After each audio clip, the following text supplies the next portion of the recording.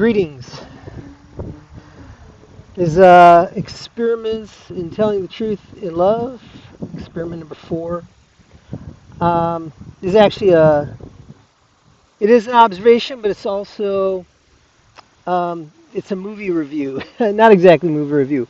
I'm not going to review the whole movie, but um, there are some things that we say that we know what we're talking about when we say it or hear it, or maybe we don't quite know, but we hear these terms thrown around like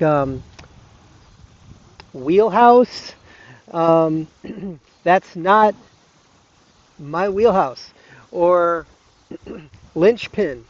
So and so is the linchpin of the team, and we may or may not we may or may not know what those mean. Even if we know what it means or have an intuitive sense of what it means, maybe we don't know where those terms come from.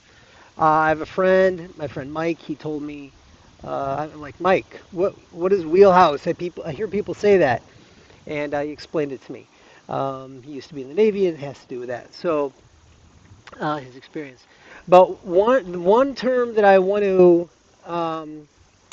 just share something about in a related movie about is gaslighting. So I'm sure you've heard it. Man, that person gaslit me, or that person is always gaslighting. Um, uh, Whatever. All right. These politicians, they always gaslight. Whatever. So um, there's a movie that this actually came from, this term. And so, I'd heard that term so many times over, especially the past year. And I thought, man, let me just go see this movie. So I I went to my streaming service. This video is not being sponsored by anybody, so even not even Adidas, but I wear this hat all the time. So went to my streaming service, found the movie I could watch for free, and so here's a quick synopsis of it.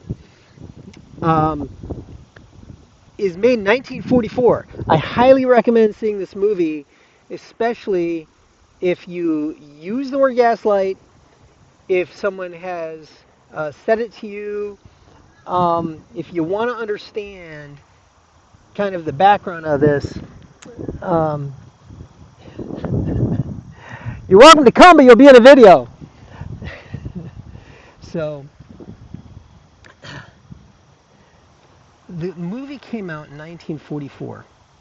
So it's black and white. If you see this movie, be prepared. If you're not familiar, if you're not used to black and white movies, um, yeah, there's no color, okay? But I have to say, it's worth seeing. So it's directed by George Cukor. I'm reading this from Wikipedia, and I'm not going to debate the value of it as a reliable resource. But I'm not really concerned about this one. It's just describing a movie. So directed by George Cukor, starring Charles Boyer, and wow, he was really good. Ingrid Bergman. Um, I think this is considered one of her classic, character roles. Angela Lansbury, first, her film debut. So it's kind of an interesting movie, but I have to admit, at the very beginning, I'm like, oh man, this thing looks like it might not be that great quality, but actually, it ended up being incredibly good quality for a movie of its time. And I mean, I think it's really lasted once you get into it. And I'm not going to get into all the details or any spoilers, but I have to say, once I was invested, the end, I was feeling a little worked up at the end of the movie. I mean, it's a thriller. It's considered a thriller. It actually it's based on a stage play. There was a 1940s version, or 1940, excuse me, version. So this was released on 1944, but there was a version that was produced in 1940, and that one it was a British film, So here's an interesting here's an interesting little tidbit because gaslighting. Um, I mean, if just I'll put this out there as maybe something to kind of give us a common concept to grasp onto. It's basically when my understanding is somebody um, speaks to you or treats you in a way that makes you question reality. Basically, question your own senses, question your own experience. Um, so anyway, so that's gaslighting, and I'll tell you why the term is gaslighting if you've not already heard of it. And I'm no expert. I'm just highlighting a little cultural knowledge here. And here's the irony. So I'm just going to read this whole little excerpt from Wikipedia. Encouraged by the success of the play in the British 1940 film, Metro-Goldwyn-Mayer bought the remake rights, but with a clause insisting that all existing prints of the first film be destroyed, even to the point of trying to destroy the negative. Evidently, that order was not honored to the letter since the 1940 Gaslight remains available for both theatrical exhibition, television screenings, and DVD release. So I just thought how ironic it is that Metro uh, Goldwyn Mayer tried to gaslight the entertainment industry by destroying the original and acting like theirs was the first. Wow, talk about an ironic twist right there. So, but in the movie, and you see it in the first scene, uh, this young lady, she basically was living with her aunt because her mother passed away. I guess at birth or something. So you see her leaving the house. This is when because her aunt passed away. It was her aunt's home. So she's moving, I believe, to Italy. And you see somebody, a little foreshadowing, putting out the light in the house before the door closes, as she's just leaving this property abandoned. So gaslight basically is referring to, if it's not already obvious, I'll state the obvious. It's referring to back when there weren't electric lights. So this is the setting is the 1800s, and lights were gas lights. So it was gas that was, um, you know, lit with a flame, and then obviously produced light like a candle, like a stove flame, obviously. So I'm really stating the obvious here, but just for clarity. So yeah, so the idea here where it comes in play is that this woman marries. So I'm really not spoiling anything. It's pretty early in the movie. She marries this man who ends up gaslighting her, our term, and part of that is the lights in the home dim, um, kind of like with no apparent reason. And so that just contributes to her sense that she's losing her mind, that she's losing her grasp on reality, which is what he's trying to do the whole movie. He's trying to um, make her think she's crazy and that she's losing grasp of reality, and to not trust her own senses anymore.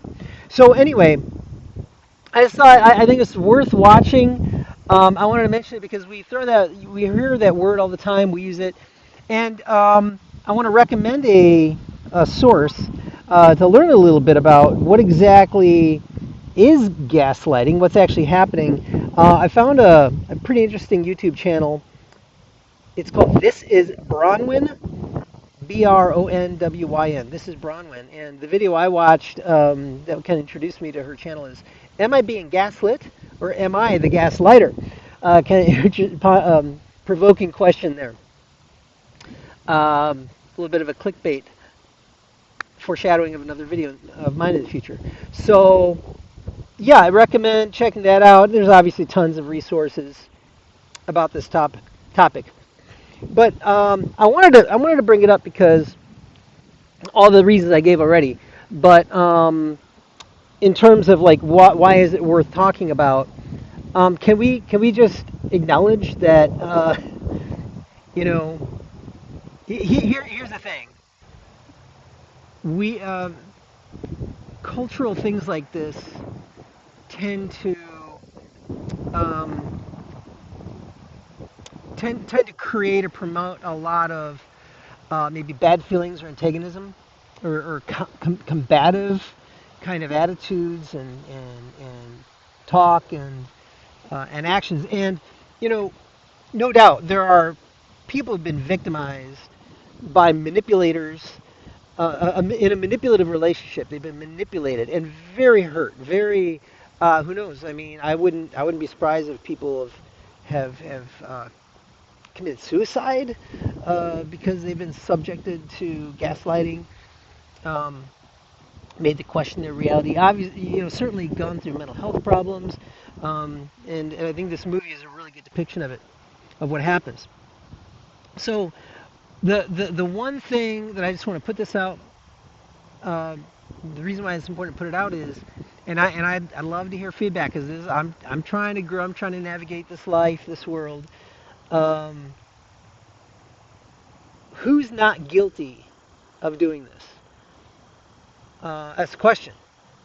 Um, have you been a victim of gaslighting? Has somebody gaslit you at work or a family member or a friend? You know, could be personal, in your intimate circle, or it could be you feel gaslit by a politician or a talking head on TV or something, or an organization, a salesperson, who's trying to misrepresent something. Not down on salespeople, by the way. um, so, for those who suffered that, wow, that's rough. And I think we have to be.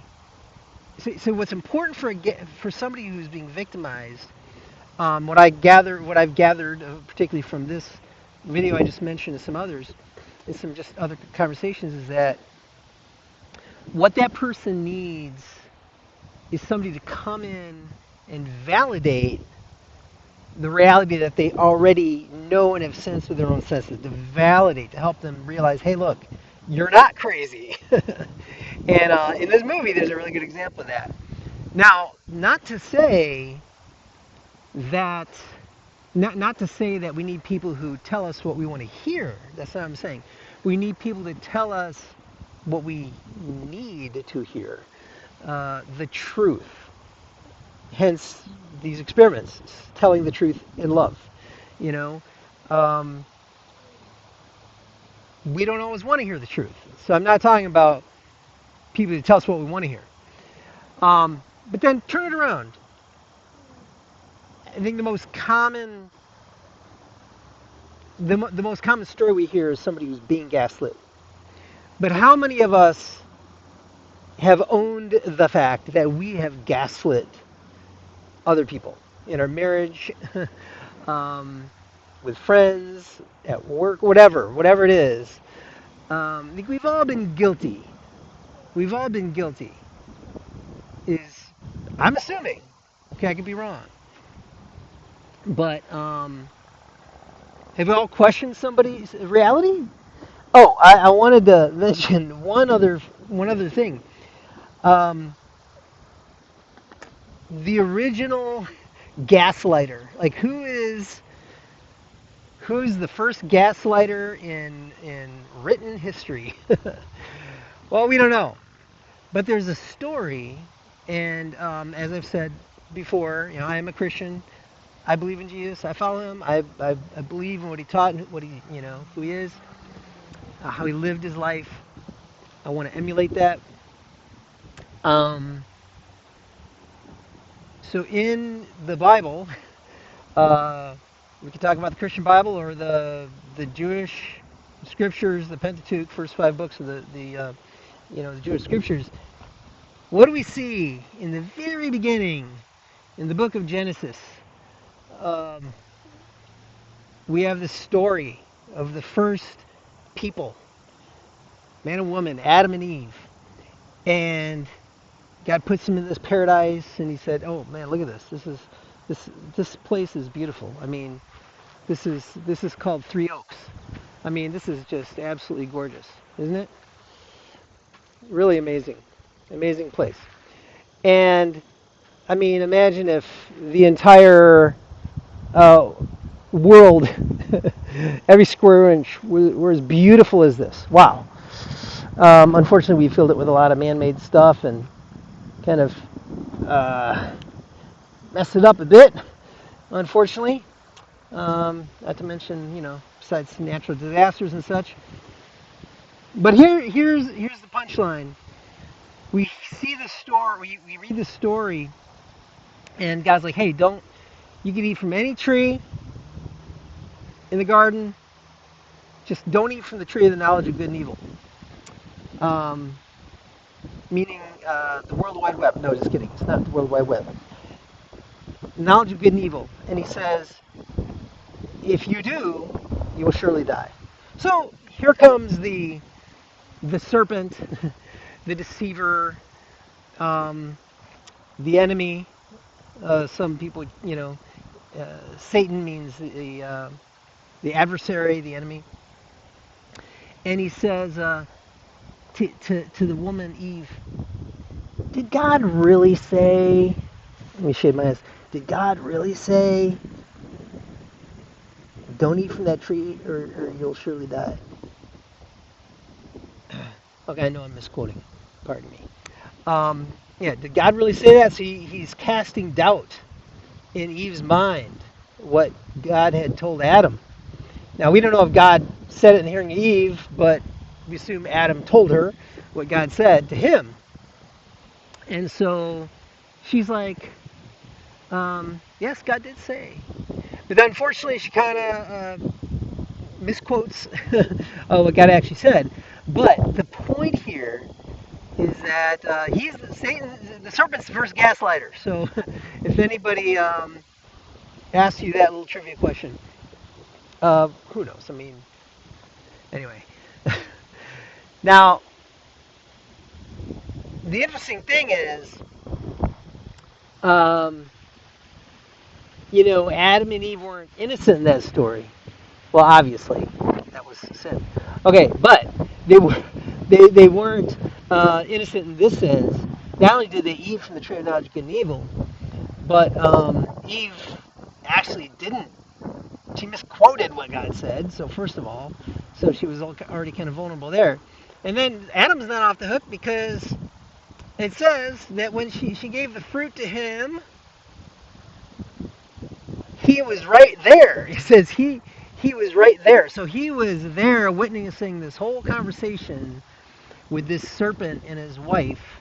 And who knows what he's doing? Maybe he was on his iPhone or something.